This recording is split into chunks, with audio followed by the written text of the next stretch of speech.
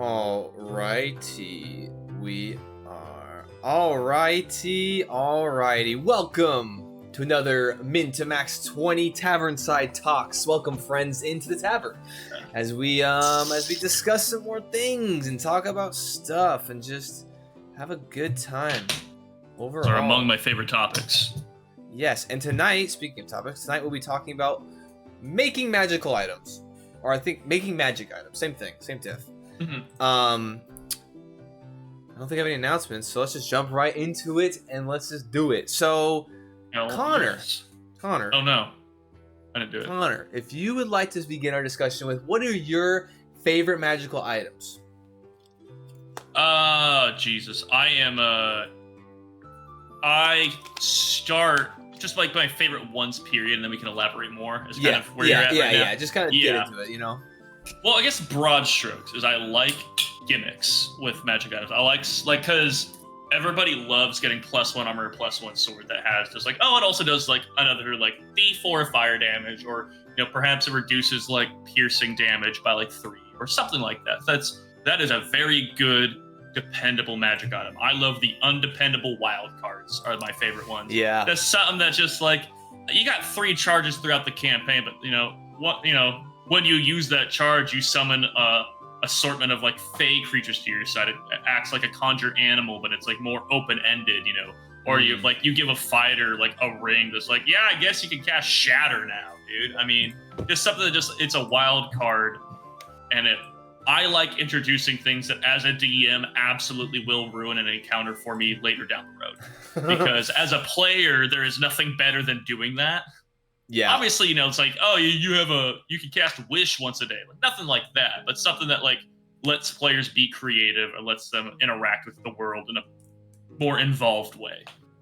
Well, I also think that I like that too when it's like something powerful enough where like, yeah, you say like you get only 3 charges ever or once a day, and so it's like you can hold on to it and it's something good, but like you use it, yeah, it's kind of a limited use thing that makes it so that, yeah, you get the up, like you have that upper hand if you do it, but it can either maybe that's the only charge you can use for the day, or maybe it breaks or something. So with things like those, I want to say it's like I want it to be like you have a magic item and it isn't just something you're aware of, it's another action you can use. Magic items are always a big enough thing that I think there should be a draw, like there should be a give and take using it. And something like that, if you have 3 uses in a campaign, there's normally a character or a story reason as to why. It isn't like something you normally just find in a chest. Yeah. I think, so for me, I like magical items that, I think my preferred kind of magical item is usually a trade-off of some sort. I really enjoy when there's a trade-off when it comes to maybe you do something powerful, and then something happens to you. Like maybe you take damage, maybe you do something. But I feel like I like those kinds of magical items, just because I feel like it kind of, there's a cost to it. But then Right. kind of having, going off what you're saying, where like it can break an encounter, like you just you win, but it's also like the cost of what. I really like those double-edged weapons. Oh yeah, I mean. Go ahead, Logan. Cursed magical items There it are is, yeah. so much fun. Especially, my favorite kind of cursed magical items are ones that the players have no idea what happens to them until they use the magical item for the first time. Right. Like you give them the description that it is like, you're like, yeah, you get like this eerie feeling off of this magical item. The like sword of Kingslayers or something like that. You eventually figure out you kill one person with, and the sword's like, that's not a king. What? And I love the look on players' faces as soon as you give them the like, yeah, this magical item is really cool, but there's going to be drawbacks for it being really cool, like equivalent exchange of using this item. Yeah, I like that. Yeah. No, I was going to say my only, especially as you segued into it, Jared, I was immediately going to be like, I just want to point out cursed magical items are great. They are so much fun to use, and especially just because, I mean, not to allude to too much, but just because, making the kind of the area and region where everyone's playing in right now for the Red Mire arc, like cursed magical items is like kind of in the forefront to some degree. Yeah. And it's just like, man, just playing with that. And for one, making a magical item that, again, has trade-offs like you're saying, and then it's also like makes some sense and has some reason to be used if the player would be using it. It's not just like, this is the sort of, you're gonna be a zombie in 3 days. Like, oh man, what's it do? It's like, it does more damage, I guess. I don't think a character would make that trade-off. It's like, oh, like, you know, it gives you power, but it's like a slow cascade into whatever the end goal for it. If it's a sentient item, the item. If it's not a sentient item, then the person who made it. Yeah. One of my favorite magical items I ever made for a player, they were a rogue that absolutely hated being seen, but the dagger that they got had an eye that was shut when they originally got the dagger. The more they used it and the more people they killed, the eye would like open up more, and every time they would hide, the eye would be like, yes, but I can see you. Like, don't worry, you're in the shadows, but I can see you. And so it was like really fun because it's like, it's super minor. It never did anything, but it made the player uncomfortable at all times because they had no idea what it was. It wasn't actually anything. Yeah. The sword just said that. I also love like either dumb curses or dumb magical items. So like something I brought up an idea to Jared about something that I'd like to use on a character at some point, and it is a totally useless use of a magical item, and I absolutely want it. And I love items like that as well. To get a little bit into, and I'm only segueing this to mention my favorite stupid magic item. Yeah. But magic has different schools. It also has different ways of being used. You know, like there's evocation, there's illusion, but there's also like ritual magic. There's also like druidic magic. And I only said that to say, as a DM, I like using name magic a lot for magical items, which is just, the true name of something, only because then you get to use puns. And it makes sense in the world, because I just had this idea, and it was in my world at one time. The players never found it, and it helps them out so much. But it was just going to be the Sword of Faults. And the only thing is, because once a day, it would cast one of two spells. It is a 50-50 chance on is either casting Zone of Truth, or again, Shatter, because it's either faults, as in like your lies, or fault lines, like tectonic plates. They're just close enough words. The guy didn't get it down right. It's too broad, and so it's 50-50. Yeah, it's stupid. There's no reason to have the sword, but hey, you want to roll the dice at a tavern? You want to see if he's lying or gonna be paint? What do you want to do? Yeah, the RNG aspect of weapons is also a lot of fun too. Especially when it is. Like, the discovery of a magical item is so much fun, I feel like, for players. Like, there's obviously, like, magical items are always fun to give your players because, it buffs them, it gives them things. It's always really fun. That's some of, like, the most key loot you can get that's unique. But then, making it a roll sometimes is also just like, oh, shit. Like for instance, the bag of tricks that Zahir got, it's just, like, it's simple. You throw a little furry object, and it's just like, a creature spawns. But what creature it is? Roll a d8, right. And it's random, so it's fun. I don't think anything in any campaign suffered more friendly fire than those creatures. Yeah, dude, that was kind of creatures. That was a rip. Because I know my familiar as a Virden probably killed 3 of them.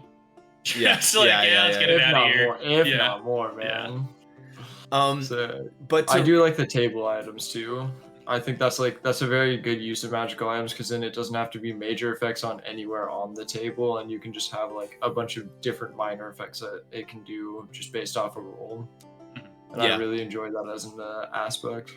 Or I do like the charges cost too, where it's like, this is 5 charges, 2 charges you do this, 3 charges you do this, so it kind of plays with the power as well. I like that a lot. Since you name dropped an item, I do want to name drop one of mine. So for one of my games I was running, and this item's called Udrin's Sphere of Time Altering Intelligence. It was an artifact, so like legendary, like one in existence. It was for like a low level party. They were like level 3 or 4 at the time. Like they didn't get really high, but it was low level. But first thing, it was this sphere, but it was in this lockbox of almost like a magic dampener, and so he had to solve like the riddles on the box and push certain things and do certain things and unhinge buttons and put buttons elsewhere, and eventually he unlocked this box, and it was just like kind of like a glass kind of sphere that contained some like purplish arcane energy. But essentially he could inhale the once he unlocked it, he eventually did, he could inhale the the arcane energy and basically slowed down time for him only. So it was kind of similar to Time Stop in a way, but essentially it slowed everything down for him to approximately 1/4 speed. And so it gave him, I didn't flesh out like entirely mechanically what exactly happened, but it wasn't necessarily like time stopped. It was almost like, it was weird. So he couldn't like move in a bunch of actions like, Time Stop does, right? Where you're like, oh, I have basically 4 turns to do whatever I want. Basically, all it did was it stopped it and it dropped time down to where he could cast basically as many spells as he wanted up to 4 turns worth. And then once time restarted, it just shotgunned them out. Nice. Yeah, that's a lot of fun. And so it increases intelligence score up to 22. And then it gave him +1 to hit and +1 damage. And then the stasis lasts for 14 seconds or 3.5 real-time seconds. So basically, he just had the ability to basically just blurt out a bunch of different components, and then they all happen at once. However, he would take 46 psychic damage, which ironically enough, he took he almost maxed out the roll on that every time. He took average 20 points of psychic damage, and at level 3, the wizard just concusses himself, and he's like, yo, shit. You see the wizard blast off more spells than you've ever seen him blast off, then pass out. Yeah, exactly. I mean, it makes sense though. You're casting 5 spells. Your nose is gonna start bleeding from all the magic you just shot out. Exactly. Yeah. And then one last, the last kind of caveat going back with the trades is, if a creature enters the stasis 5 or more times, every time the effect ends, the creature loses 1 permanent point to his intelligence score, which he never knew. I want to say when we ended the game, I think he was at 4 or 5. And so he was on the threshold, and I told him after the game, I was like, by the way, that would chunked your brain. It was gonna start killing your brain slowly. Which he was like, yo, what the fuck? But I thought it was really cool because I gave this super powerful artifact early on in a game, but I kind of blocked it behind almost like an investigatory wall. He had to, he spent a long time trying to decipher it, because obviously in the realm of make believe, it's hard to kind of visualize puzzles. But I kind of drew it out for him, and I made him do rolls and stuff, and I just tell him that he progressed every so often. But then it's a downtime activity, right? Exactly. Yeah. That's exactly what he did. He started every time they were chilling, he was like, I'm gonna go ahead and mess with the little he called it Rubik's Cube. He's mess with the cube. Because the housing was cubular in design, but then you also have just a detriment too, and especially low levels. 46 psychic damage is a lot, you can smoke you just right off, like you were saying, cast shotgun spells and get past them. He cast Scorching Ray 12 times and then died. And unless there's anything specific you guys want to talk about, I do have some more notes on magical items. Favorite magic items, but go ahead. Wands. I like to give out wands a lot of the times that have 5 total charges of a spell in it or something, so spellcasters can go and pick up I had a sorcerer who would go and he would collect disguise self wands or something like that, because he didn't have it stocked, and you can't restock things as a sorcerer. You're stuck to your list other than level ups when you can change things out. And so it was really nice to be able to be like, hey, you're gonna run out of spell slots and you can't change your spells, but if you are willing to shill out some more gold, there's some people here that imbue all of these wands with minor variants of the spells. They don't cast at a high level, but here you go, man, do you want this spell? And so I really like wands as a magical item too, especially because then it gives the opportunity for non-casters to be able to pick them up and start being able to use very specific spells that you put out, but still be able to use spells. Absolutely, yeah. Kind of bridge that gap a little bit. And also going back to one of the talks one of the points we were talking about in a previous episode with spell scrolls, and and those are also really cool that you can kind of have a one-time use. But for wizards, those are crucial because you just, thanks for the spells, you start writing them in your book, and it's really it's a powerful thing for wizards.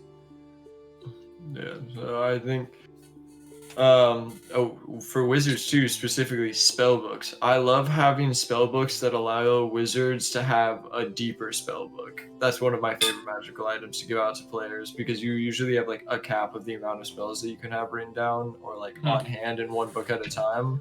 I love just infinite spell book. Wait, It's you one of my favorite. there's a limit? I never knew that. Yeah. I thought you just could fill that shit out. There is technically a limit, yeah. Yeah, to the amount of spells you can have on hand in your current spell book. You can know more if you have them like in different spell books, but you can only have a certain amount prepared in your like active spell book. Gotcha. Interesting. And I like the idea just inherently of spell books, just like wizards pretty much having like this guerrilla war, kind of like fucking Highlander, where it's just murdering each other for spell books. It's just like, I got 5 of them, but I could have 6. Yeah. Smokes him. Magic missile gun. Glock pulls out the gun. Yeah. And then he kills the guy. He gets blink and like mirror image. He's like, I already had those. Yeah. All my I already had these Pokemon cards. Boo. But enemies with legends like that too. Like absolutely, yeah. Like I gave a bunch of enemies magic missile weapons that just fired magic missile. That was a lot of fun. I bet they're kobolds. Weren't they goblins or kobolds? Merfolk. Oh my god. Oh, he's branching out. Nice. He's exploring. Yeah, they were merfolk, but I had 2 monks in my campaign, and they were catching like every projectile I sent at them, and I was like, that's cool and all. Here's a bunch of people with magic missile arrows instead. And that'll solve the problem. Yeah. The problem. The problem. Yeah. It doesn't deal. I really like magic missile on like you give like 2 or 3 enemies magic missile and just one use of it, and it scares the shit out of your players because they get hit by like 12 bolts and they're like, okay, what are they gonna do it again? You're like, no, they had 1 cast of that shit. That was just to scare you as soon as the encounter started, man. There you go. Mind game, bro. Mind game your players, bro. Scare 'em. You have to, absolutely. Before shifting over to kind of how we mechanically build magic items, I do want to say that I feel like for me, what I really like to do is I like to give lower level parties more of, I think, like trinkets of magical items. I really like to give like, the amulets of just like, amulets that give like a bonus to initiative, or like or some one of my favorite like go to, like, here's a magical item, like your level 1 is like, it's like a ring that bestows a blade of like with fire or something, something super simple. I really like those. But I feel like when I start to get to the higher echelons, that's when I really like to start getting out magical weapons. I feel like then you can really start to like play with a lot more kind of damage output, which also lets you do, use bigger, better monsters because they have these more like powerful weapons and armor. Armor and weapons I like to leave a little bit later, depending on the game I'm running. Whereas little trinkets of like amulets of like, just simple things, I like to kind of just hand out a little bit more consistently early on. Yeah. The only thing I'll build off from that is to say, a good thing I like to do when I'm creating encounters and monsters is, because I think we've all been there, where you make an encounter, you want this creature there, you're looking at the stats, and you edit the stats a bit. Like, oh, I'm gonna have this creature here, but it's gonna have this, it's not gonna have this, it's gonna have this. And oftentimes I'll find myself buffing the creature depending. Like I'm a big fan of like centerpiece fights, whether it's a boss or a lieutenant or something like that thing, and I want that thing to be scary, and it has to be. But if I try to now, if I'm editing a monster, for one, think about mechanically what I want to have happen. But if I'm changing a monster, why would it not have some form of magic item on it that the party could then retrieve after the fight to get those same effects? Depending on what you're doing. Exactly. Like if you're gonna make it so like, yeah, I'm gonna let this troll cast fucking Scorching Ray. It doesn't like to. It scares the shit out of him, but he can do it. It's just, and just have things like that. It's like, especially for like better magic items than kind of have been on the scale of the party. It's like, you get to get this magic item, but first you have to defeat the thing using it. Yes. You get to see it in action as it's going to burn you to death. And then when you get revivified, you can then go take it and pretend like nothing happened. Yeah. Go for it. Nah, you go for it. Go for it. For like creatures having magical items and the giving players weaker magical items like trinkets and stuff to start, I actually like to give players out like basic weapons and stuff that are magical items and have them be upgradable based off of certain like creatures they fight. And so when they get something that's very minor to start, but then throughout the campaign, like they work on killing like you said, like a troll. If someone had armor, they ended up getting a couple fangs off a troll or something and put it into their armor, they get like minor regeneration or something. Oh, And I like interesting. having each item built out to have like a path that it's going to be as its finished item, but Mhm. then giving it piece by piece to the player as they go, so they feel like the weapon grows and progresses with them, or the armor grows and progresses with them. Interesting. See, that's why I like these talks. 'Cause I really don't even think about like, so because I thought about maybe like having like legendary artifacts, like kind of you do certain things in this scale, but I didn't think about like just even more of a smaller scale, of just items kind of being enhanced by something. So that's pretty cool. Yeah, I think collecting ingredients and collecting things to kind of like, and the benefit of that is also like the players it becomes a very personal item to the players. Yeah. Because I think the biggest problem as a DM is getting magical items and your players go like, oh, thanks. They're not excited about it. But when they have more agency over what's coming, what's happening, obviously you can always ask your players, especially when you're starting the campaign, what do you want to have? And work on that. Hoverboard, for instance. What the? Don't worry about it. Yeah. Okay, I will say, talking about magic items is somewhat difficult for me because most of my magic items have been in a sci-fi campaign. So it's like, it ain't magical, dude. It's quantum physics at its breaking point. That is what's happening. Yeah. It's overcharged. Yeah. But I guess mechanically what it does, but I guess this kind of shift. I mean, we kind of just talked about it. But we can kind of maybe go a little more in depth. Is like, how do you guys go about creating magical items? I know we kind of mentioned about like when we give them out, or like how do we do it, or like when they kind of are embedded into the game. But how do you go about like creating? Like, what is your thought process? Either one of you guys. I always go through. So when I'm making magical items for the world, I like to take into account the types of characters I have. So if I have more martial characters for the world may be a little bit more heavy and magical weaponry, like ancient swords and stuff like that. And so I try and take a view of what is the world lore around the entire world and how does that affect the players in the party, and but what happens if some players die? Like, I don't want the world to just be filled with magical swords if we have someone come back as a wizard and they can't use any swords or anything like that.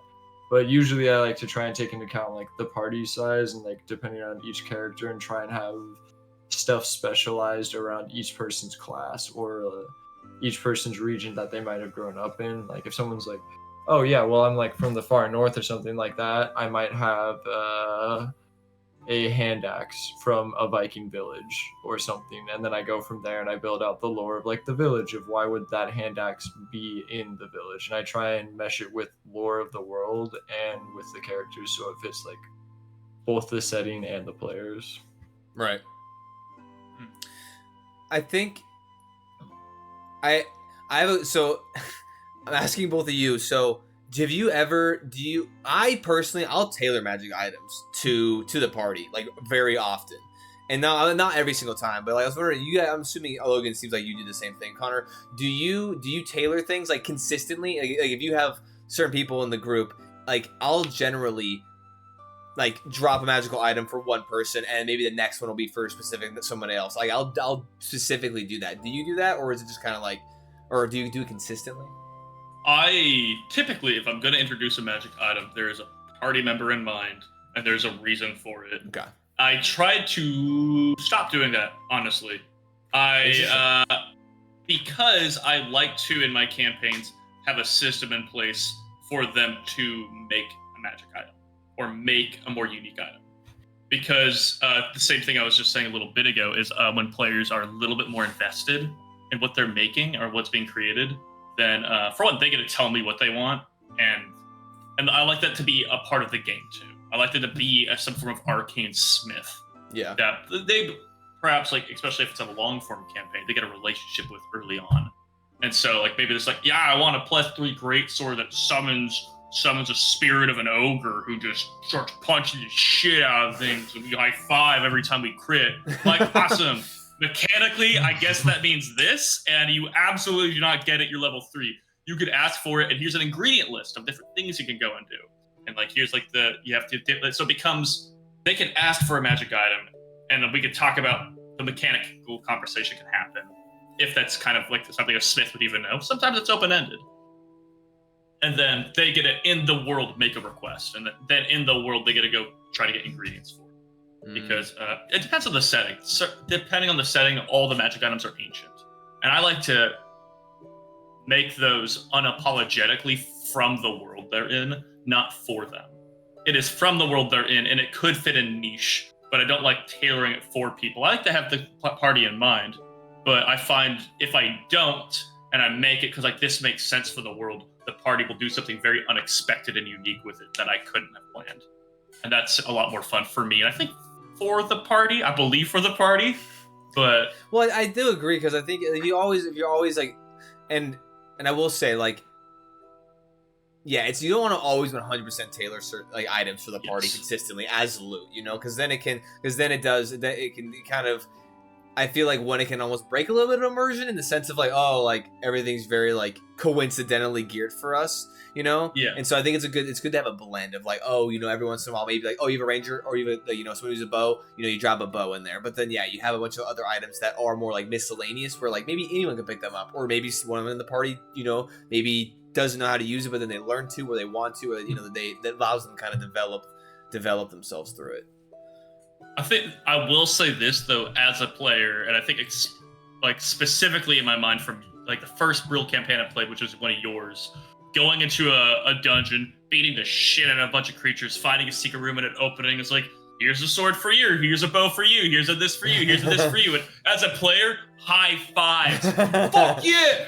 Like there is like lore, whatever, man. I got my bow. I'm ready. Yeah, like, yeah. There is I think because lore is important and fun, but there is also, like, as I just said, you know, I want the players to create stuff. I mean, there's still like, yeah, you killed a goblin and he happens to have like, you know, you could like, I think bridging what the players want and like the lore of the setting is like, there's a compromise in there. There's a bow in here. It's inexplicable how it deteriorate in this, you know, musky little vault, but maybe it was like pressure sealed or something, you know, like maybe there's something going on in there. It's like very fresh in here, you know, whatever. Well, there's an air vent. The catch-all of magical items don't break. I mean, that just solves your problem. Oh, they break in mine. Yeah, you're a sicko. They absolutely you know break. Hey, for the record, Connor's a sicko, and he wants his party's magical items to break. Don't blame me. Blame Shadow of War, because there's nothing more extreme and frustrating in that game that just like made you hate somebody, that when your character died, which happens all the time in that game, they grab your sword and break it in half. It's like, oh! Are you talking about the Lord of the Rings Shadow of War? Yeah, the game's awesome. I think I haven't played it in forever, but the game was awesome. Wait, that was the second one or the first one? Because I played the first one. The second one. Oh, okay. The second one went hard. Oh, okay. I played the second one went hard, man. The second one went way harder than the first. Okay, and if we're talking about it, I will say this though: when they broke your special magical sword, it was a game where you had other swords in the backup. You weren't weaponless, but you could then go and reforge your sword, and it would normally be better than the original sword. Oh, cool. But it was a thing you had to go and do. Yeah. But I'm more just of the opinion of I normally either play in a very high magic setting or a very like mundane setting that happens to have magical items. So it does depend on the tone. I wouldn't necessarily need to have like in a low magic setting, those weapons are far more revered and they're more powerful and such. It's like when you find it, it is like something that adds to the character's repertoire of weapons and gear and such in a big way. And like when it's high magic everywhere, it's like, dude, you got socks that just like, yeah, they keep you extra cozy. Like magic is part of like what you're gonna find at a Hilton Inn to like keep the fucking like trays warm. You know, they got demon cores in there. We don't know. It just happens. We have industries around it. We don't care. You know, so those, like, yeah, they'll break those magic items every day, you know? Yeah. They're going to shatter accidentally getting out of the tub. You slip and you fall and you break your magic items. You're like, please, dude. When you were talking about players creating the magical items, the first thing that I thought about was Star Wars 5e. In that system, there's not really magical items, but there's a lot of very like you can do customizations, and they all do different things, and none of them are like super major. But if you stack a bunch of them on together, then you suddenly have like a very cool weapon or something like that. It's like lower your crit range by 1, increase your AC by 1, but you get a -1 to hit when you do that. Get a +1 to damage, but you get a +1 to hit, but a -1 to damage, and stuff like that. And so I really like that because it allows you to custom tailor like very specific things, but they never go way too hard. And I think that's, again, that same system has kind of influenced me as like taking it into a fantasy world for the same system I described, like making your own magical weapons.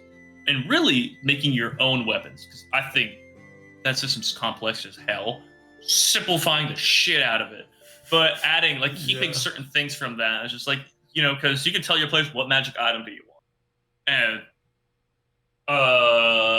you know, like that's such a broad question, but having like certain things to get them started, because like you don't have to be like, oh, I want something that like makes me crit on 19s and I want to do like more damage to this type. That's a good place to start, but like once they get that, and you know, like I've seen it where you give players like 2 points of like 2 like launch points. It's like once they have the first couple steps on it, they'll run with it and make a very cool magical item, and really in any instance a very cool, like even with backstory, sometimes you give them something, their backstory. Just like generally once you start including them and giving them a little bit of something for the creative process, normally the players will actually absolutely just explode with their own creativity. And this is, we're talking about mechanics, but it's a collaborative storytelling experience, and I think depending on how important magical items are in your world, them kind of having a say on like certain things about it can lead to a lore discussion, can lead to like making something new in the world that you guys are both kind of existing in, and that's a lot of fun too. Right, and I think that one of the best ways I feel like it gives your characters the opportunity to create magical items, and then give them that little bit of kind of almost personalized touch when it comes to this kind of topic, is characters starting with them.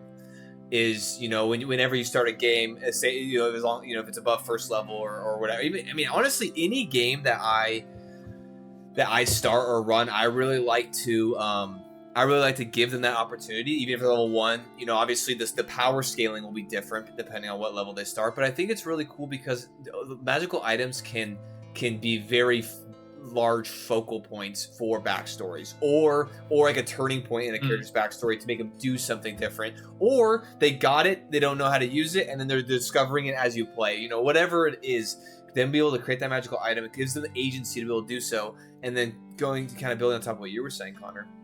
It then them doing that pretty consistently, especially with, you know, how we run the channel with arcs, and, you know, having kind of consistently different games and different dynamics, it lets them kind of continually make magical items. So last arc they made an item, but then they made them think of a different item, they could write that down, and then, you know, it keeps them kind of ever expanding. Right.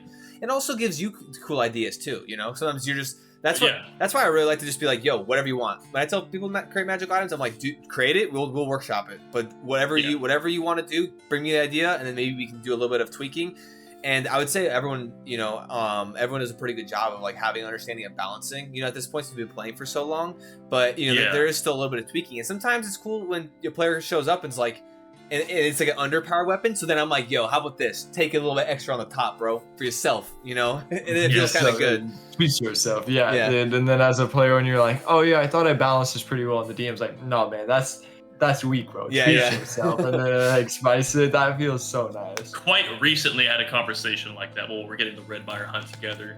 I think we all do this to a certain extent. This time I was level 5, so like, dude, pick a magic item and like go crazy with it, or not like crazy, but like, you know, you have this available to you, and certain people were very conservative with it, and that's fine. But like, there's like one conversation I had with somebody, and perhaps we could talk more freely when the arc ends. Yeah. But it's like, I just wanted to do this. I'm like, let's talk about it. let's talk about it. Yeah. And it went from doing like some super minor thing to like growing a lot, because, and this is a good thing too, and it's better that the player made this choice, not me. But it's like, I want a magic item, and the priority they had in their design was, I want something with drawbacks. Yep. And it's like you gave yourself drawbacks for like +1 on an arbitrary skill check. That isn't anything. Let's grow this. Let's see what we can do, you know? If you insist, I'll let you, but like, let's see where you could go with that, you know? And that's, oh man, when I love when characters intentionally draw back for something, or have like a negative for something. For RP, I love that so much. When a character's like, yo, I'm willing to like shoot myself in the foot because I think it'd be really cool RP, kind of have to overcome that, or you know, it makes it a cool moment. I love that so much when I see that. It's like, the story. Yeah, I think because I know I was victim to it too when we did the Frost Trail.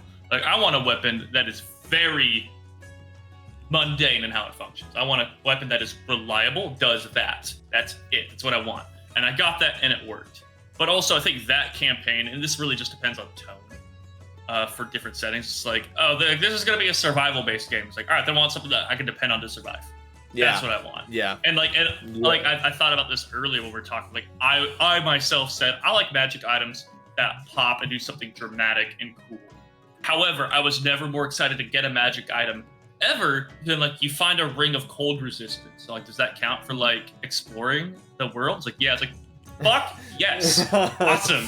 I don't have to roll dice as often. That is huge. Right. And it literally, like, I think I once failed one check, or I think I once rolled one check afterwards. Like it never, like, it was a huge thing. But because that was the type of story we were telling, was the type of environment we were in. You know, like that. Like, I like designing magic items that are dramatic. But as a player, sometimes, like, yeah, I'll take the +1 splint mail. You know, that's going to be great. Yeah, I want that. Yeah, I want the +1 sword because silvering my sword every time we go into a creepy mausoleum, which happens weirdly often in this fucking world, is kind of a pain in the ass, you know?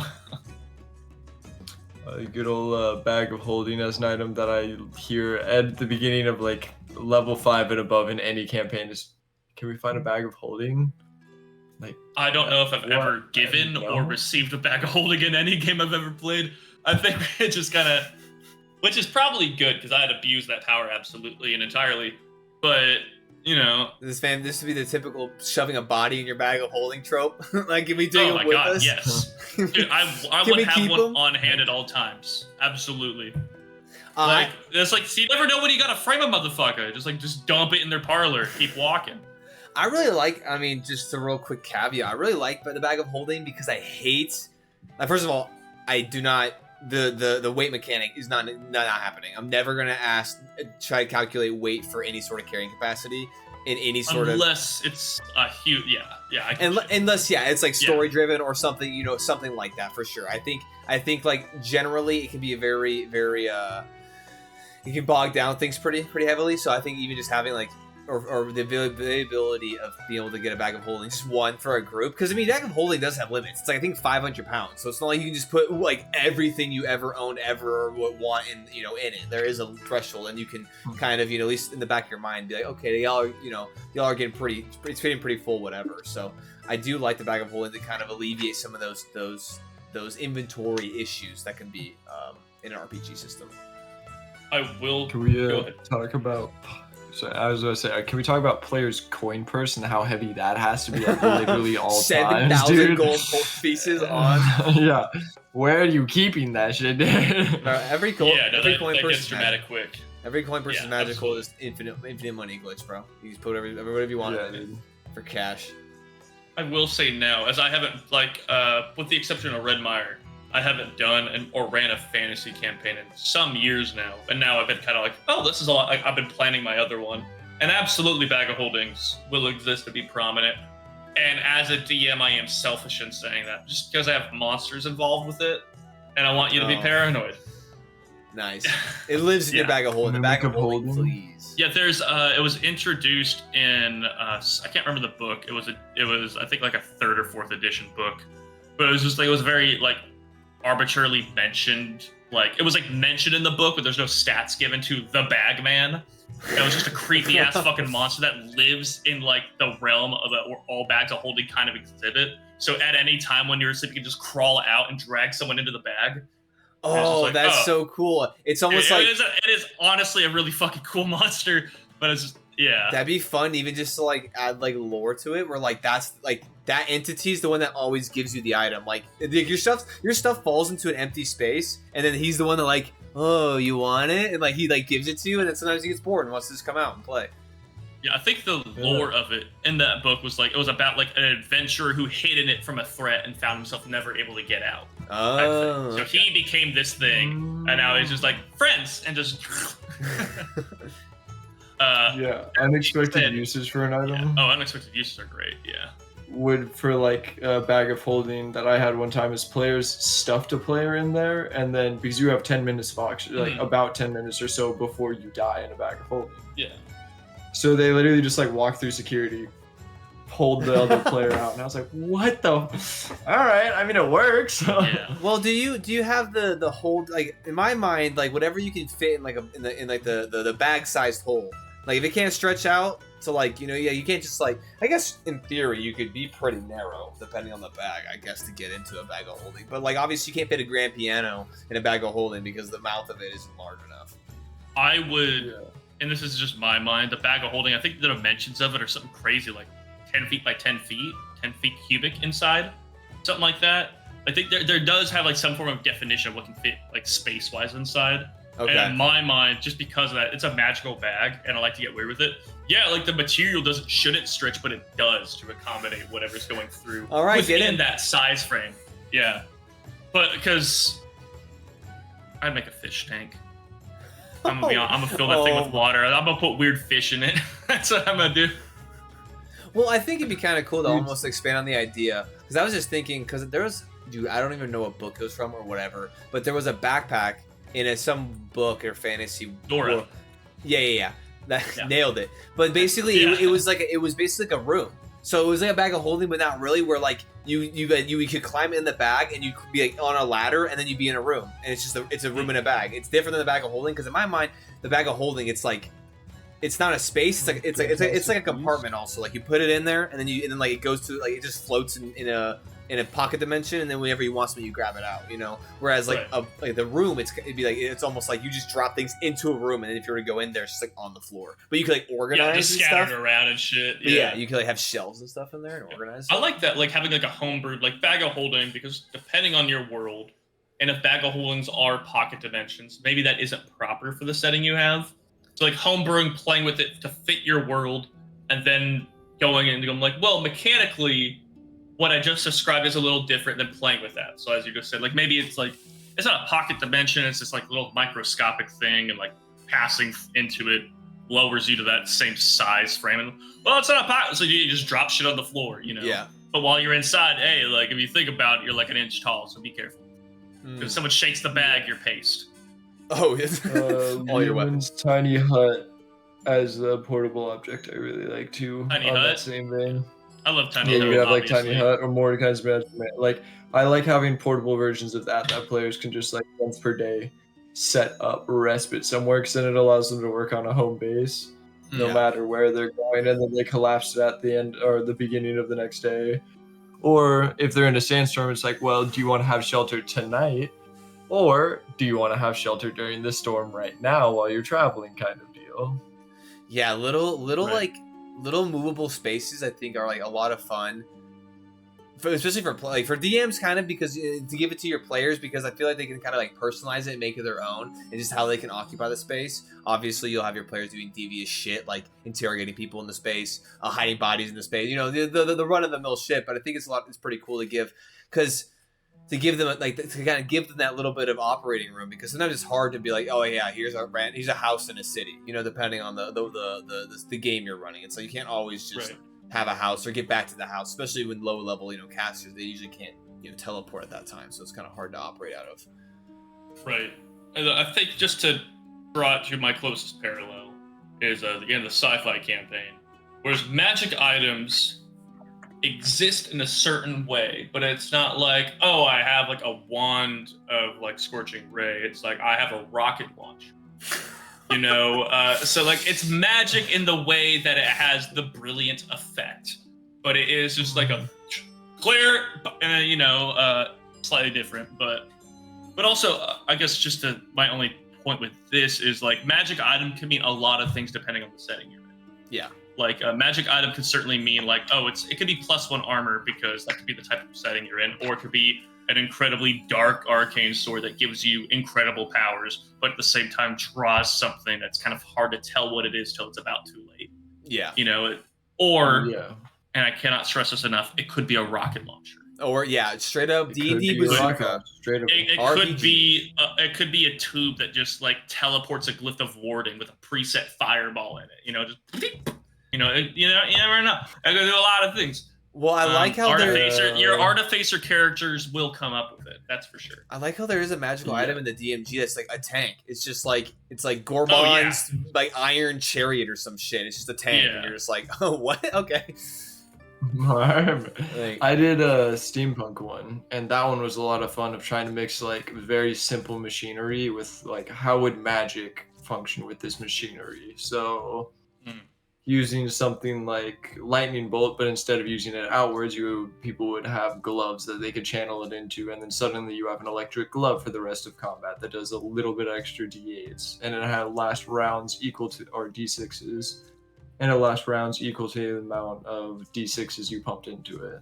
I like that. I liked it. Yeah, I think. Go ahead. I was gonna say EXU Calamity was really cool. Seeing that like technology, but arcane basis, where it's like, oh, they have lights, but it's all arcane. Oh, they have TVs, but it's arcane. You know, and they used Right. arcane as the definition as to like why it worked, but like it was still like almost like modern technology, but in a fantasy medieval kind of landscape. Right. And I think though that like the point you made there with the gloves, and to an extent definitely the Calamity, which obviously I'm a huge fan of Calamity. Just the basis of Calamity, I just love chaos in all forms. Yeah, but also the yeah, show yeah, is yeah. fine, I guess. You said I love watching Anarchy. But yeah, thinking of creative ways, and this is kind of can be a world building thing, but also something to allow your players to do. Magic items and magic effects, and where magic exists in your world, and what ways it could be enhanced or utilized using mundane or more normal means. You know, like maybe like, yeah, as you're saying, lightning could just be buff of combat gloves, or lightning could be used in a certain way to add like some form of power depending on the setting you have. You know, I would like, and then in that same vein, you know, like letting your players play with it, because a +1 sword's good. A +1 sword that would do, say, like fire damage is cool, but letting your player try to him use it to aid him to like cauterize a wound or something. Yeah. Like that, Yeah. you know, there's skill checks involved for fucking sure. But like, you know, let the magical items exist outside of the stats. Let them do the things that they kind of say they're trying to do. Yeah, the one use of like a fire ring or like a fire ability. Yeah, you kind of almost make it so you can draw in that innate arcane property, not just always like, oh, you sorry, you can only do 1d4 damage, so I guess you're gonna have to stab your homie to chart, you know, the cauterize the wound. It's like, all right, like, come on. Yeah. Having magical items built up so that no matter the like stat block, the lore significance for them of like, yeah, this is the acts of creating water. Okay, yeah, that's useful for certain areas where you're like creating water, but then your players are stuck somewhere, and then you're like, well, like, what else could I use this to create water with? Could I fill up an area so we can get out a little bit more, or can I like are we dying of thirst and we can get some water from the desert setting we were talking about last time? Yeah. I can just imagine players like popping open the bottom of a handle of just drinking from the hilt. What about like potions and oils? Do you guys use those in any of your campaigns? Dude, fuck yeah, boy. No, I don't, because I'm running a sci-fi campaign. But for some reason, someone decided to get really into drugs and poison. So yes, I guess I do use potions and oils a lot. I was like, technically you are. We have poisons, and you use spices to make poisons, to make cooler poisons. And spices is just the Star Wars 5e version of the word drugs. Spice. But yes, but I will say in fantasy settings, I like using potions. I like using oils. And I find letting like small amounts of alchemy exist within the world that players can interact with or not. So they can even buy the items, or they can take a stab at making them. It's a good way to let rangers and druids shine a little bit more. Yeah, I'm actually even artificers too. Well, I'm actually really surprised that there's no source book. And maybe I'm wrong, but there hasn't been like a source book that's at least been fully focused on alchemy. Because I feel like if they had an alchemy book where it's like 100 pages of like, here's all these different ingredients, you just like, here's like every flower, every like, you know, bark, all this mushrooms and stuff, and they basically just took the time to just name it and then just, you know, created recipes. That would honestly be so cool, because I think alchemy is kind of an underutilized thing. There's kind of tidbits strewn throughout where it's like, oh, for 25 gold pieces you can buy components to make a health potion. It's like, that's cool, but I wish that there was like almost like the ability for, as a DM, you could then world build by grabbing it, being like, okay, for me, this plant would be here or here or here, and then that kind of lets you not having to be like, oh, let me go and spend 7 hours going through a name generator, clicking randomize, and then you have to do it all. It'd be nice if these head honchos who get paid thousands of billions, trillions of dollars to make D&D content could just help a homie out, and if they had a dedicated source book, so that way I could just plug and play, put it in there, and really broaden that realm of gameplay, because it's just, in my opinion, very untouched when it comes to actually being fleshed out. I have books and Excel documents on all different types of crafting areas, and they're just like, every single time I go through a session, I'm like, all right, well, time for me to go and like actually smack a bunch together, because D&D has potions your players can brew. They're like, yeah, this is a possibility. Figure out how they're gonna brew it. Exactly. Like, the end result, but none of the steps. It's like, yeah, here's a potion. You're like, what? I would say 2 things to this, and this is more for anybody out there that would want to begin doing so, is like figure out how complex you want to get. There is nothing wrong with going, you find the ingredients and it's made. But if you want, like, start small, pick like 5 potions, find their ingredients. If you want to get crazy, find an ingredient that's part of multiple. Short of that, I'd go on Reddit and / alchemy table D&D 5e. That's true. And you're gonna find like 40 options and pick one, and then you're not gonna love it, so edit it a little bit. Yeah, mess with it.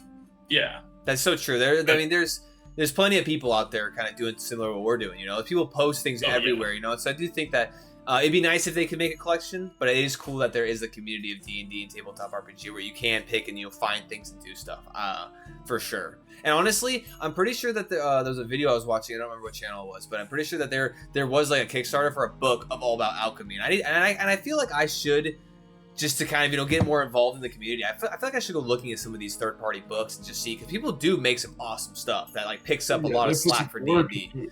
That of things that they don't have inherently in it. Are you getting out of here? Yeah, I'm out of here for the day. All right, Logan, you have fun doing what you're doing, man. We will catch you later. Catch you later. Yeah, I will catch you later, my friend. I think now I got to figure out how to. Oh, he's just okay. Hold on. He is gone. Oh no. Oh wait, I I'm on the stream right now looking at it. I think all I need to do is this. Yes, okay. That's all I need to do is that. He's beautiful. And then I just need to go here. I do mean myself. And then I need to go here, and then I need to go to bloop. And then I need to go to bloop, and there you go. Easy fix. Easy peasy lemon squeezy. Now that he's gone, we can really start talking. Yeah, that we can really yeah, we can really just dig in. Since we're on the topic of, so do you consider? I consider potions magical in nature. Like, obviously they can be made and crafted by not mundane, but through certain ingredients and stuff. But I inherently, when I think of a potion, I do consider like a magic item in the sense of like, there's like an arcane property to it that allows it to almost do like there's this combination in the building process almost kind of gives it arcane properties or you know what I'm saying, like when it comes to like, is it magical? Yes. So how do you take it? I don't mean to be contrarian in everything I say. Yeah, I figured. But I think there's lower level things like the basic healing, potions. Very basic potions, basic poisons are not. But that is, again, very dependent on the setting. Like, well, I think potions and poisons are 2 different things in my mind. They are, but I'm more talking about like it is a combination of ingredients that has an effect on the body. And for me, like, those things can be brilliant. Like, there's nothing in the world you should chug that would give you health in such a way that magic items do. Right. But for me, that's an allowance to the world being of a fantastical nature, not necessarily that is a magical byproduct. But when it gets when there's more going on with it, maybe the ingredients that are being added have a magical component, and like those things, like you're now getting a plant that has a magical nature. But again, that's very dependent on the world, because I had there's a loose campaign setting I had where there's truth to the fact there's magic in a lot of things. There's magic in things that never intended to have magic, just because of a lot of just time and focus and attention have been put on them, whether intentionally or not. So in that world, yes, a lot of things would absolutely have magic, potions included. But that's, it depends on the setting. For me, bog standard, if I'm doing D&D 5e, I would say two important things. Basic potions are not affected by anti-magic fields, but better potions are. For sure. Okay. Yeah. I see how you are. Because the lesser ones are mundane. They are just things in nature added together and created.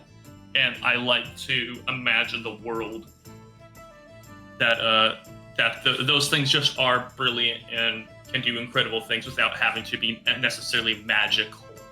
Interesting. I kind of almost take it from a standpoint of like it's almost like a 50-50 for what you're saying, where like the components aren't magical necessarily, but like the creation of the potion makes it like I said, not like magical, but maybe has the manufacturing of it almost like creates it, and it has an arcane property. Not like that it's inherently magical or the items used are, but like it coming together is what kind of, because like when in my mind, like, if you could cast detect magic, potions will come up.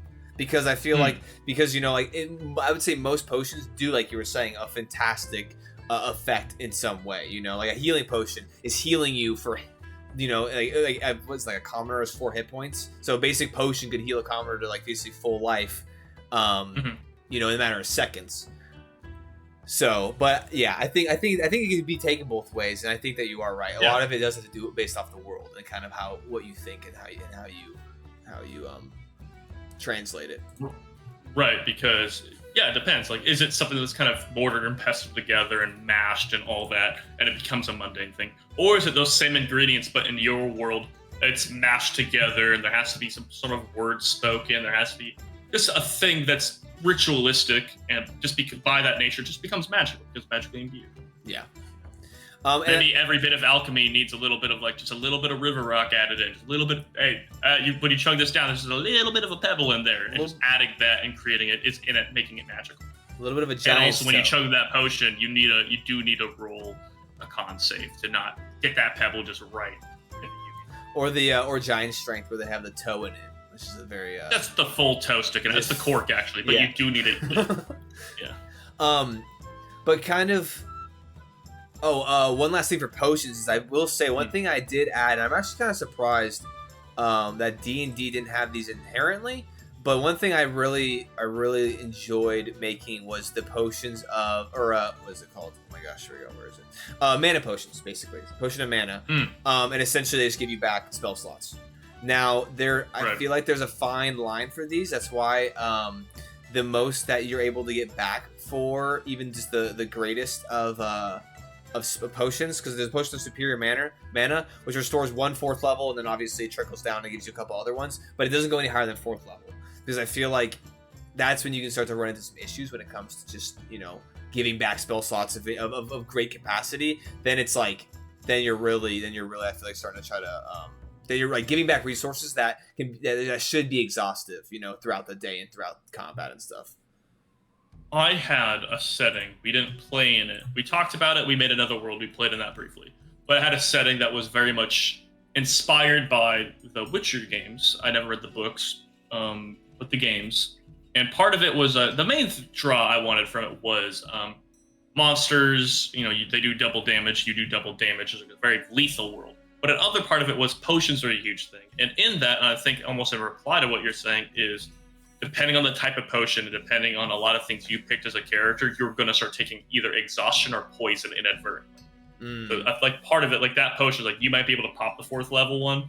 Maybe there is a 5th level one, but just by taking it, you're getting a point of exhaustion. Because in my mind, you're flooding your body with an unnatural amount of magic. You're already exhausted in an amount. Now you're trying to retain a new amount of it. And like it can travel, these major spell slots can travel into your body. But if your body is a road, you're beyond capacity right now. There's too much traffic happening.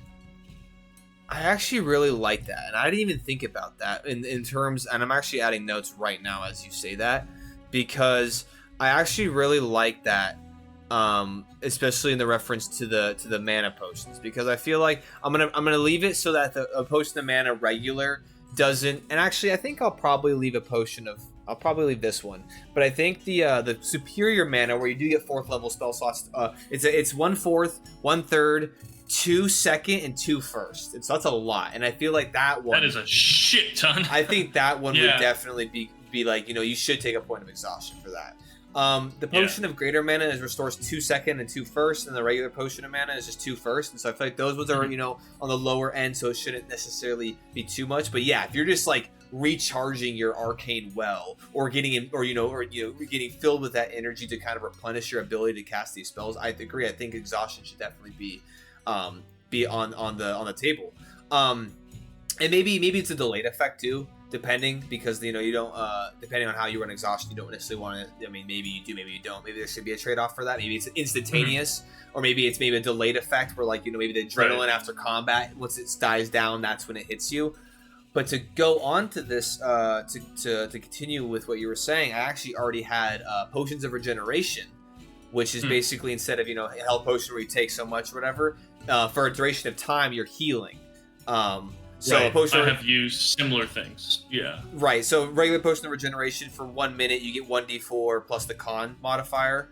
Obviously the rarity for these are much greater than any potion of healing. But then major regeneration and prolonged regeneration, yeah, you take a point of exhaustion, because it's just, because sometimes I like to think sometimes that these potions, they affect your regular body to do unregular things, and your body has to be like, oh shit, like, okay, you need to come down from that. Yes. If you think about it, especially once you just add the concept of a metabolism into any of these things, right? It's just like, oh, these things are horrifically bad for you. Yeah, exactly. Like, yeah, it just, yeah, and I think that is something to be said about the magical aspect of potions. Like, just what it's doing to your body is just like, like, imagine taking the potion of regeneration, but you don't take any damage, and now just like, oh, well, I guess my scars are going away now. Yeah, like, exactly. Your hair's growing super fast. It's like, like, you know, just unintended consequences. And I think, talking about magic items, using magic items improperly is a good thing to reward creatively, and it's a good thing to punish creatively too. Like, don't kill a character because he took a potion of regeneration, unless you communicated that and that's part of your setting, I guess. But that's a big allowance. But yeah, you know, like, just think about what that could mean and punish or mess with your characters based off that. I would always encourage that. Right, and that's where I think that's where the level of play is really important, to kind of have that down. I feel like for our group and in our games, I think we've been playing. Oh, I just realized my light's been off this whole time.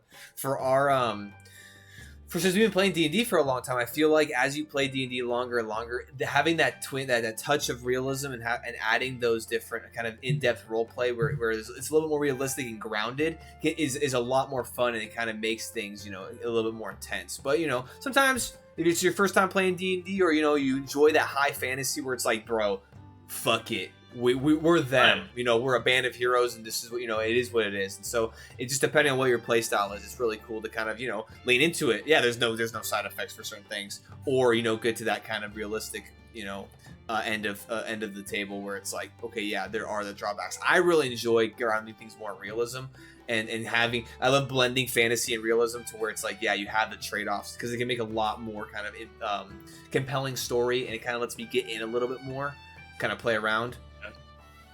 The magic items can always, or the magic potions can always be something that exists on the character sheet, and the character pops this, and then this happens, and you don't need to highlight it. But I would always encourage people to do that and figure out why it's doing what it's doing and what that means. You know, because I know, like, again, the Star Wars thing. There's no potions. There's like med kits. I never put a bandit on my arm and just got good. You know, but. You know, like, thinking about what that means in the world is like you patch yourself up and you're just good to go for a bit.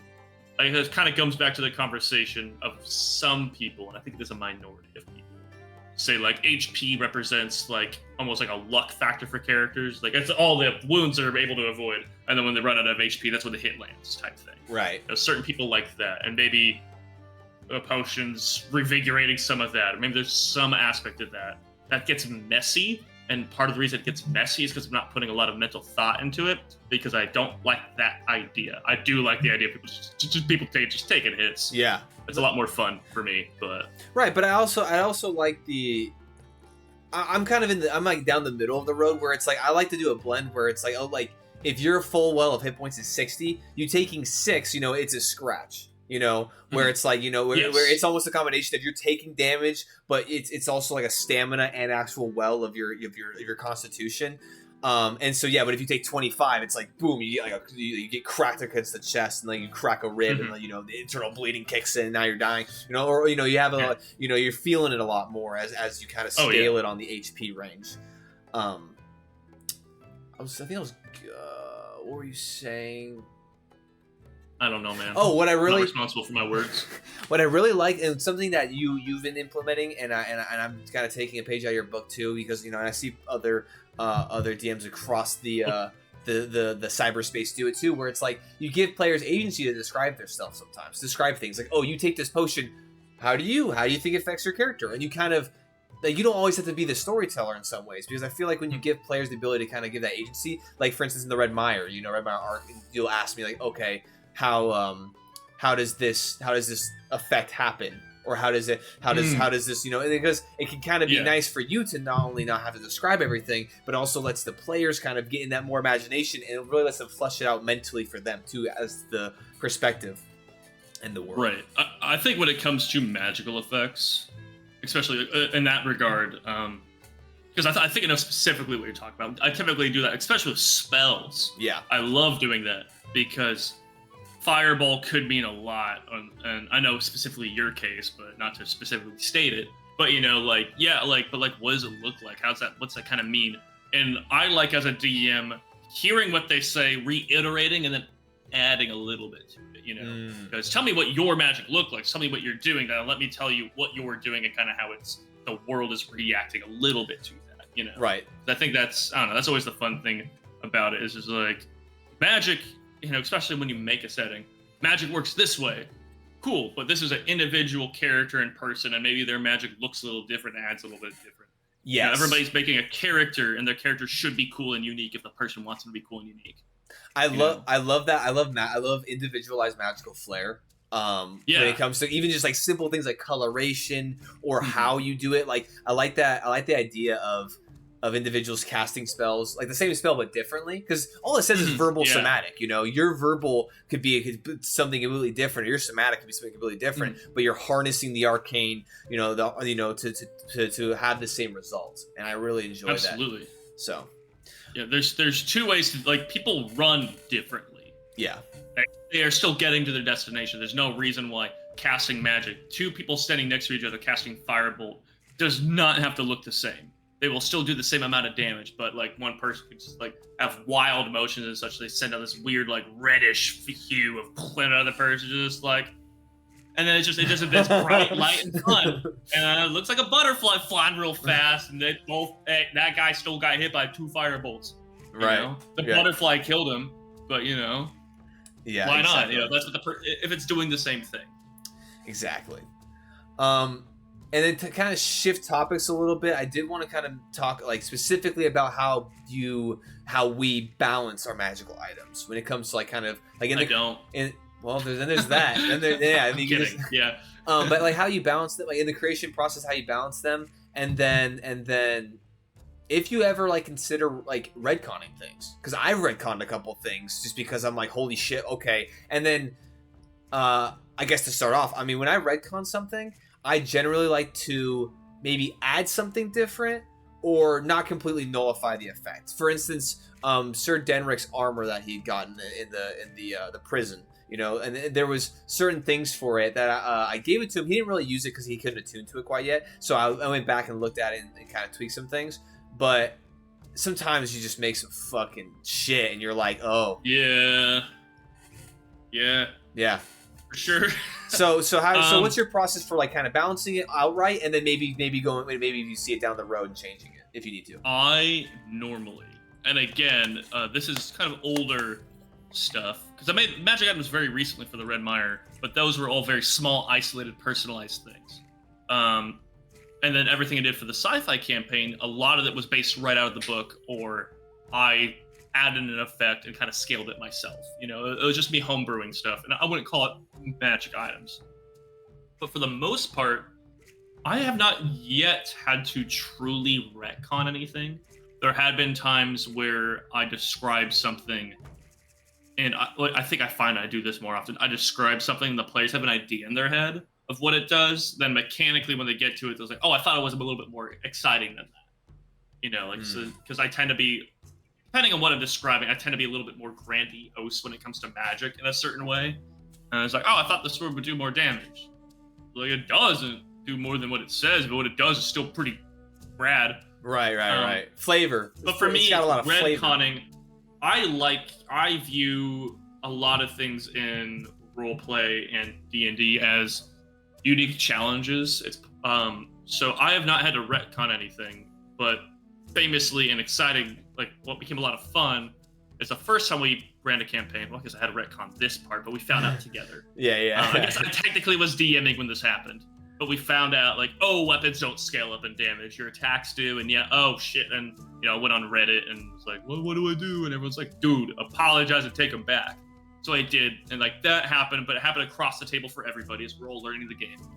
Yeah, and just for explanation, basically, when we first were starting playing D&D, I did it in my game because I was the first to DM, and basically 1d8 longsword, not magical, would go up to a 2d8 longsword, and 3d8, and it would increase in damage. And then when Connor took the mantle, he started that, and then realized through other channels that is you don't do that. Balancing is a thing, and so he had to kind of scale it back. But yeah. Well, I remember realizing it looking at magic items in the DM's guide. I'm like, dude, these are kind of dog shit. Like, what do you mean it still does a D8? Yeah. Like, what is this magic item? It just says long stored stats. I'm like, dude, we'll make it better. So yeah, and once we realized that, but that became a fun thing because there's a lot of, like, still remarkably broken weapons that pre-existing characters had in the last arc, and those kind of became this, like, I left those as like, oh, they do those amounts of damage, but they're like arcane, like super weapons. Horribly just decrepit evil weapons. Like, talk about a cursed item. Our good friend Andrew, his character, who was a barbarian, had this like hell scythe that did like 3d10 damage in this lantern. Both of which he got off a boss that let him teleport, and then his character left because he had to leave for his own. He left briefly for work. And by briefly I mean several years. To like his character left to go befriend a red dragon. So like when I started my campaign, which took place much later, it's like he did all those things and it went bad, and he has the dragon, but he ain't a good guy.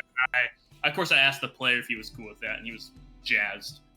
But yeah, I like taking those. It's like, I have to take this back. I want to find in that case, everybody's items just became normal, and we played like that. And I think across the board stuff, if it fundamentally changed the mechanics of the game, there's no sweeping it under the rug. Be honest about it, talk about it. We all figure it out. We play like that. It makes you groovy. But like small things, like we have to change a magic item, like don't make a lore reason for it. Yeah. If it is a given magic item, like you're talking about Sir Denric's armor, he had not used it yet. There was not abilities which he was expecting to exist with it. Exactly. I think that's very much like I misspoke, or I kind of calculated it wrong. So it does this instead. I think that's totally fine. Well, I think for my balancing process sometimes, when I make items and maybe they're projected, because I'll sometimes just make magical items because I have inspiration. Which, I mean, I'll go to Pinterest or I'll go online and I'll just like type in magical items. And I think for my kind of going back to how do you create them? Sometimes I'll just go look at like art and then just be like, okay, and I'll just see something cool and then I'll just link it and I'll just start building, like, okay, that this is what it, like, this is kind of how I build it out, just based off visually, like what I think it would do. And that's one way I like to do it. But when I'm fleshing things out and typing things out, what I like to do is I like to write it out, reread it a handful of times, check it out. But I like to go back to it, in a day or two, or think about it, constantly be thinking about it for a little bit. Because I think that sometimes, when you're in a certain mindset, you can flesh something out, like, oh, that's really cool. But then like you can maybe like push mechanics off to the side, or push even, like you're saying, lore off to the side, because like you were saying, maybe you tweak it because of lore, maybe you tweak it or because of something else. Yes. Sometimes when you're making an item, you kind of get involved, like, oh, I just want this, all these different effects. But sometimes you need to be like, okay, come back maybe a day later or hours later and look at it and be like, okay, does this all make sense still? And I will say, magical items can be pretty volatile because you can have an idea and then your players use it in some extreme crazy ass shit way, and you're like, didn't expect that, or it's more overpowered, or you think it's underpowered, you think it's decent on paper, they start using it, you're like, holy shit, that's kind of crazy. So yes. I think and just for all you fellow DMs out there, I think retconning magical items and players as well. I feel like there should be a little bit of leniency. I mean, I don't think as a DM you should be like, oh, that's overpowered, you just kill it, or you cut it in half, and there's no like, you know, there's no give back. I feel like if you're gonna tweak something, there should still be remnants of what it did, or you give something else, or you at least have a conversation. Maybe you get to the point where like, both you and the player are kind of happy with it, because like I said, magical items can be a lot when you're like excited to hand them out, and then you realize, oh shit, I broke my game. I like to avoid that. I will read the DM's guide a little bit for their magic item weapons, because I mean, some of them aren't great, but they do have a semblance of balance. So if I look through that book and I see some of the similar weapons to something I'm creating, does it feel like it's on a similar power scale to what I want this to be? You know, depending on your campaign can get bigger or more dramatic, or maybe lesser. But like that's a good like just side-by thing to look at and go like, do these seem similar enough, and is that a problem? Because maybe it doesn't look similar, but like, okay, but I have a seeing what this does. There's a reason certain weapons are limited to what they do. And on that same token, sometimes I want make a magic item and I want it to be able to do 4 different cool things. And sometimes to limit that, it's like it could do 4 things. It has 2 charges, you know. So it becomes, because I like adding the choice of it. It's like it can, you know, it could cast like these 3 offensive spells with this 1 defensive spell, and it really depends on the situation and the character who has it. Well, they might use it defensively twice. And that doesn't mean, you know, the other 3 options are wasted. That means those other 3 options exist, but like for this character, those aren't the priority. But if things are happening, you never know. Maybe he fires off and does the offensive ability or does the utility ability. But like creating a situation, which I can very much attribute to like the warlock type fix. It's like you have all these options, but man, you have very few ways to manipulate and play with it. Yeah. You know, or on the same token, it has 4 charges, and maybe it's just they're all individually slotted to each thing. Maybe each thing has 1 charge. That's an option too. Well, I also like to kind of ramp it up, because I think charges are a great way to balance something, or you know, kind of give options. But I think having charge cost is a good way to kind of scale things in too, in the sense of like you have 4 charges. This, like I was saying earlier, this action uses 3 of them, and then you know you have 1 for maybe left over, or maybe it does, you know, there is a thing through the item that uses 1 charge. I think that's a good way to do it. And then just to kind of throw it into this kind of section of the episode, I think that going back to what we're saying, having trade-offs when it comes to balance, like this thing does a insane ability, but it does deal damage to you, or it saps your strength, or you know it causes a stat to change, or you know something along those lines. And I think, because I was going to mention this earlier, I think the Identify spell is awesome. I think it's a great tool for party members, because I think it just makes it so then you can, you know, you can't necessarily do it right away, but you can find out what an item. What are you doing, Knox? Weirdo. Hey, he's jazzed. He's chilling. Maybe he's having a bad dream. But I think it'd be cool. I think it's cool to maybe have Identify reveal a curse, but you don't know what the curse is. Like, hey, there's danger. Yeah. But like but since you know the properties of it now, does it outweigh, and you don't know until you bound yourself to it, or you just, I mean, not to be like super like shitty, but maybe you just don't have it come up at all. You know, maybe it's underlying, but the item itself looks super sketchy, so it's kind of like one of those. Yeah, I think Identify is a good way to communicate things to your party. And what I like to do with spells like that, which give a lot of information and I don't want it to, I don't like to say your spell does this, but I like to be like, especially I've been doing it with certain effects and spells in my home game. It's like for Detect Thoughts. My party members can cast Detect Thoughts freely without the side effects. There's no roll for it. You just do it. Right. But for certain people, without me explaining why, and I would do the same thing with Identify, it's like, roll, go ahead and roll me a charisma check. What? You know, it just adds this layer of like mystique to it. And like, I think for the curse item, I might do that. Go roll an Arcana check. Yeah. You know, DC is high. Maybe you make it high. There's the chance they crack it, but you know, like maybe they roll and it's just like you identify and the spell works as intended. but you can tell there's something being like held back and like mired from your view, you know, and just like you don't know what it is, but like make it like a thing that the item itself is doing.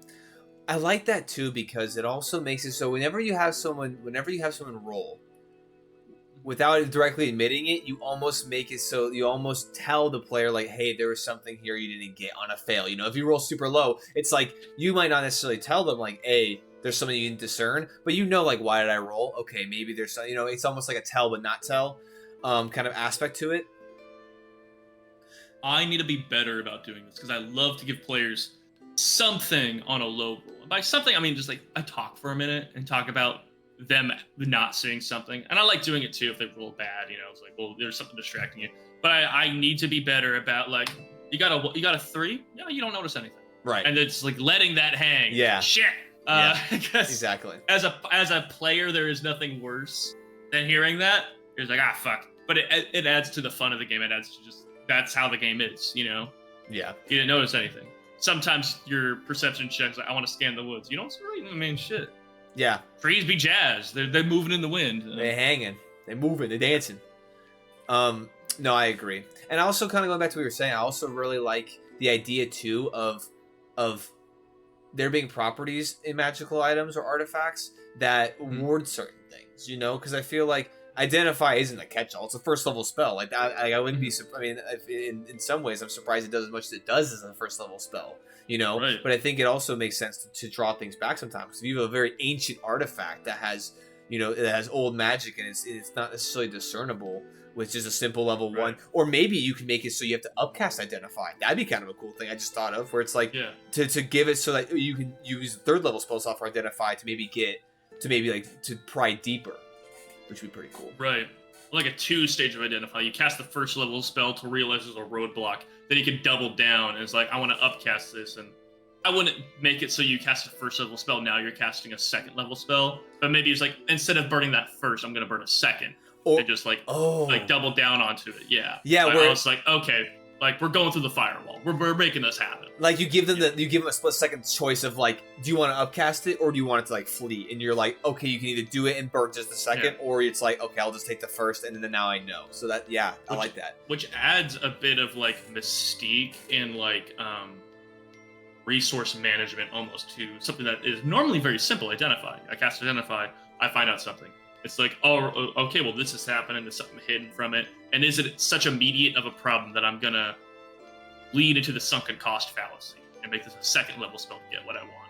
Yeah. Or it's like, okay, well this isn't the priority right now. Like we're in a dungeon and we hear giggling on the other side of that door. A friend or foe, I need to keep that second level spell ready, you know? Right. What's up, Gray? Welcome in, my guy. No, that's actually really cool. I should probably take more notes when we do these things. I get like so invested in the conversation, I don't like think to take notes because we bring up a lot of good things, and I think this one I definitely want to kind of I want to use going forward because I think that can make it very interesting when it comes to just the creation process of magical items, and almost because it'd be kind of cool too.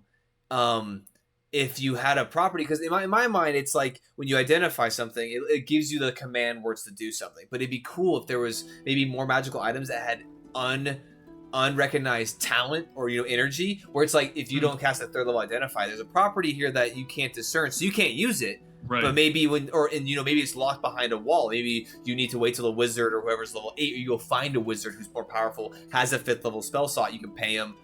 Do something for them or whatever, and that way you can kind of going back to what Logan was saying, where you can maybe instead of like scaling things or you being able to upgrade them, there's locked innate inner like magical kind of barriers that you have to almost solve. I just thought of as we were talking like that. For one, to answer what you're saying, yes, and I like that there's like. There could be a certain level of like you find out something, there's something hidden, there's a command word, but it's lost to you. Like you're getting words back, but it's a jarbled mess that's impossible to even pronounce, and that can't be right. Yeah. But I also like the idea of you casting Identify on something that is sentient, and you just get the word back, no. That's just what you get. It's just like, leave me alone. Like, nah. Mm-mm. Yeah. And so you know, like, oh, this thing is a thing that has a mind of its own, or something is maybe pretending to be, but you and then you have to like do it. You have to negotiate with it. You know, Sentient it's weapons. a fun way of going about it. I don't even think we talked about sentient. We talked about curse weapons, but sentient weapons are really cool. And sometimes I have to draw back sometimes because sometimes I'm like, that's so cool, and I want to make it sentient just to add like flair. I feel like it's more, I'm more inclined to make sentient weapons evil or dark than I am to make it like, because there are good sentient weapons that will, you know, that will talk. And actually, just, I mean, kind of a little bit of a spoiler. I mean, who knows when this will come up, but you know, just for the purpose of this conversation, I do have a sentient item where it's called the Talking Hat of Uzrun. And basically, my inspiration for this was just the Sorting Hat from Harry Potter. And essentially, it just talks to you. And at certain times, it can either give you advantage or disadvantage, depending on what it's saying to you, and just like can shit on you. And because it's like on your head and it can like has arcane properties, it's just like and it's neither. You know, it's like a whimsical, like kind of charismatic, like kind of douche, where it's like, oh, you can be your homie, you can not be your homie. It's kind of just whenever it feels like it. Got you. Yeah, that makes sense. And I think that is kind of what you're describing here. Magic items that are not evil, but they are not, or sentient items that are not evil, but they're not necessarily like, what do you need? Yeah. Again, very much on the sci-fi thing, because that's where I live and breathe most of the time. Hey, rogue AIs don't have to be commanding ships or running vast networks. They could be in your, gun, and you don't really know it. They're just like, they haven't been doing anything for a while, but you just fire and your shot just goes wide, and you just get like an error code back in your screen. It's just like, not him, just like, nah, he seems good. That's a good guy. And it's like, what? It's like, come on. And you have to try to have that dialogue. And with that, it's like creating a thing, and there it's like a computer program of sorts. So you have a limited way of communicating with it. And I think in a magical setting, there's no reason you should be able to talk to a sword and it should be able to hear you. There's no reason that the sword should speak to you. Telepathy is a great way to do it, but maybe you have to just like almost Ouija board to set the sword on the ground and let it kind of guide your arm, and it writes, and that's how it communicates to you. Like, just make it weird. I always encourage, make it weird. Always make it weird, but understandable. Right. Like, make it so it is a unique thing that is kind of strange and can be a hindrance, but once you understand it, it becomes like a puzzle solved, and also a thing that's like builds a better relationship with the item itself.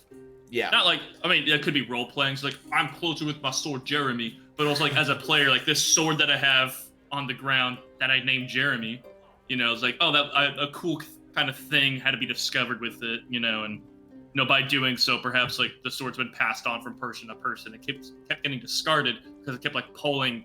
No one could really like land a proper hit with it.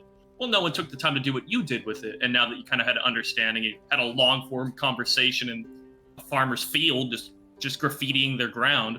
Now you understand it a little bit better, and like now it's aiding you properly. Yeah, and that's why when it comes to, I don't always generate lore per se for my magical items, but I think it's always good to kind of have an idea. Like mundane items, like, oh, amulet of protection, obviously, who gives a shit? Like, oh, a dude made it. Okay, cool. Obviously it depends on what you want to do. But the dude made it. Who? The guy you just killed. You pulled it off his corpse. Yeah, exactly. But I think it's cool. I think I love artifacts that have deep lore. And I really like that too, because there is a spell called Legend Lore, which literally gives you the lore of an item. So I think it's really cool to at least kind of saying, kind of what you're saying, or you kind of ground it in some way. And sometimes when you make the lore up on the spot, or like you have an idea, and then once there's interactions, then it makes sense, But it's cool to kind of almost sentient weapons. I feel like can be really cool when it comes to like pushing lore or even pushing side quests or something. Right. I know a famous magical item from Critical Role is Craven Edge, where it's like not really like an evil, it's an evil entity, but it's just like it's hungry. It's like, it's not so much like, it's not like out here trying to like destroy the world or usurp thrones. It's just like, yo, feed me, and if you don't, I'm gonna kill you and I'll eat you. So it's like that weird kind of in between. Well, that itself brings up a good point. Sentient magic items do not need to be smart. Right. They just need to be sentient. It could have the intelligence of a golden retriever, but as long as long as it's something that is plottable and understandable, and it's not sentient just as a gimmick, but it's sentient enough to have an identity and like a personality that you can kind of track. There's no reason this sword could be just like I want to go in the woods. It's like, why do you want to go in the woods? Like, I just like the woods. Let's go in the woods. It's like, I gotta take my sword for a walk, guys. Like, there's no reason you can't just, as long as it's fun, Right, and I like the harmless aspect of like, oh, like if you can tell it no, but then there's also like a very powerful soul-bound weapon that's like, I want to go in the woods, and you're like, no, and it just smites you, or you just start like causing psychic damage, and you're like, oh my god, and it's just stupid shit you have to do, but it's a powerful entity. That's always a fun. I like that trope a lot of like something that is insanely, and probably more so than we're talking about with swords, but like this general trope of something that's insanely powerful. Normally, with the trope, it would be like almost like a god-powered level of just raw energy, and it has the maturity of a toddler. Yeah. Or like this, or it's normally something that was just born into the world and needs understanding. Like you'll see it often with like a different sci-fi, like alien races or like AIs being created, or in this case, there's no reason a sword, all of not being as powerful, like can have a tantrum while not trying to hurt you, could just like like just like causing you pain and such, and you just have to like talk with the sword and reason with it. I like the idea, and I think Borderlands did it, and I believe Cyberpunk 2077 had something similar, with an AI inside a gun that is yes, pacifist. Borderlands 2, literally, Borderlands 2 specifically. I remember there's guns that have like that speak, and it's like what? That like scream at you, like he had a family. I like. Why does your sword? It's like man, it doesn't even have to be pacifist. It's like I just don't like getting wet. Is there like? Can we kill like a scarecrow or something? It's like I don't want to. All right, but like you have to like all right, we're going into battle. Like coax it. A bath after. Like I'll get like can you put like an oil or something? Like can you wax me first? Just like make it an NPC is pretty much the biggest thing. Make it so like you have to talk with it, you have to negotiate it. You can make it difficult, and you can make it fussy and make it an asshole. Yeah. And you can make it be really upset when immediately the party sells it in the next town. Like it doesn't. Right. Yeah, it has attachment issues. It gets really attached. And it's gonna be even worse when they wake up the next day and the sword's there, being held in the arms of the dead man you sold it to. It's like I walked him over here. What's up? Yeah. Oh man. Well, I think that's about all the time we have for this episode. But damn it, we didn't even talk about magical artillery. I know, or the magical tank that you can get in the DMG. I don't know what it's. Yeah. But basically, kind of under, bottom line, I feel like magical items can, whether it's just to, strengthen your party, or it's an artifact that can drive the story, or just cleave and destroy, entities of immense power. I think that magical items can just, they're a lot of fun. I would just, obviously the creative, the creation process, you just gotta make sure you keep it balanced. But right. I think that items, even it's just simple items, can generate a lot of just like world lore. I feel like is a cool way. You can kind of especially for parties who are like, I don't give a shit, man. I'm trying to play RPG. I'm trying to max out and get cool gear and just slay stuff. It's kind of cool. You could maybe be like, oh well. When you identify an item, or maybe you have a sentient item that's, kind of gives lore of your world. So there's a lot you can do with it. Absolutely, yeah. Those are the best party members to give an insanely powerful and also cursed magic item, because they are going to use it. And especially if it's a slow burn type thing. Yeah. It's like, hey, role play and lore is going to work its way slowly into your bloodstream until you figure out, like, oh no. Yeah, murder hobo converted to a lore maniac. Hopefully, hey, that's either they do or they die. So sometimes you just gotta read the room, but sometimes you can always change the temperature a little bit. Exactly. Well, that concludes our making magic items kind of conversation. Hopefully, it was beneficial to any of you who watched, and hopefully kind of give you some ideas. I definitely, the identify mechanic I'm using from now on. I think that'd be really cool. I like it too, yeah. Not like super consistently, but I think for some items it'd be really cool to lock things and kind of make it so, kind of make people have to pry a little bit more, earn it a little bit more, Mm-hmm. But I hope everyone has a great, wonderful rest of your evening, and we will be just go and check this. I say this every time. Just check the Twitch schedule for when our next episode will be, because we have very busy schedules, and consistency is a luxury for us over here. So, but check that out. I believe it's the 27th at this point, unless we're doing it earlier. But we'll check schedules. Loosely 27th, but we might be earlier for the Red Mire. Okay, yeah. I feel like we'll have another Tavernside talks before the next Red Mire for sure. Shit. Yeah, look at you. No, I'll be fine. I guess. Fine. We'll figure it out. But anyway, y'all have a good one. We'll catch you next time, and peace. We'll catch you next time. Peace out.